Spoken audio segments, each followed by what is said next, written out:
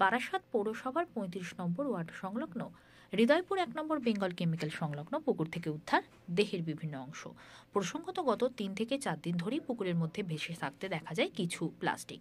ঘন বসতিপূর্ণ এলাকা, সেই প্লাস্টিক থেকেই ভেসে আসছিল বিকট দুর্গন্ধ। খবর দেওয়া হয় বারাসাত থানার পুলিশকে। ঘটনাস্থল থেকে গতকাল রাতে বারাসাত থানার পুলিশ দেহের কাটা অংশ প্লাস্টিক বন্দি অবস্থায় উদ্ধার করে নিয়ে যায়।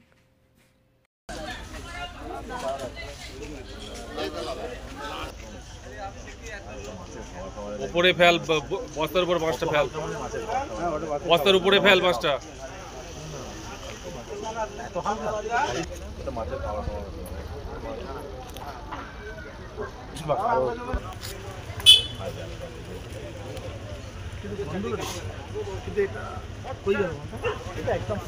এটা মনে হচ্ছে মাছের খাবার, মাছের খাবার হতে পারে, বাড়ির জঞ্জাল না, মাছের খাবার এরকম দুটোই হতে পারে।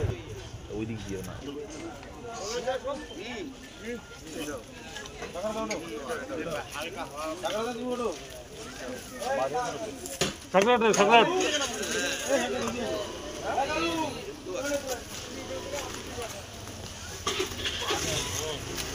আছে, হ্যাঁ আছে আছে আছে আছে এর মধ্যে মানে মাথার পোর্শন হয়েছে নাকি বাবা?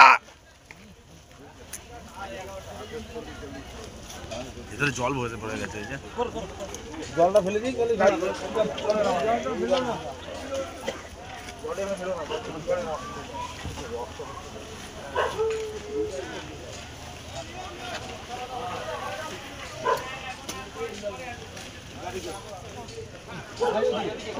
গাড়ি সামনে বিচ্ছিরি গন্ধ, তো গন্ধ লাগছে না, বেরাচ্ছে।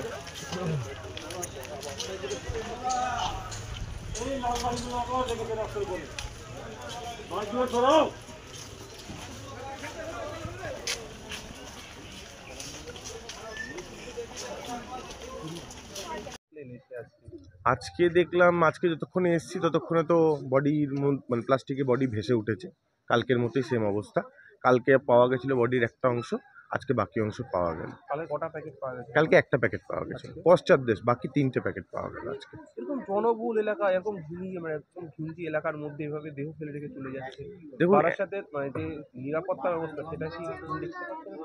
দেখুন, নিরাপত্তা ব্যবস্থার সঙ্গে সঙ্গে আরেকটা জিনিস বলতে চাই, সেটা হচ্ছে যে এই পুকুর সংলগ্ন এরিয়া কোনো সিসিটিভি ক্যামেরা নেই, মানে যেটা পোস্টে থাকা উচিত সেরকম নেই কিছু, ঠিক আছে? তো এই যে রাস্তাটা আছে বেঙ্গল কেমিক্যালে, এই রাস্তাটা অনেক লোকে ইউজ করে, বাইরের লোক এখান থেকে গাড়ি যাতায়াত হয়, বিভিন্ন জায়গায় যাতায়াত করে, ইউজ হয়।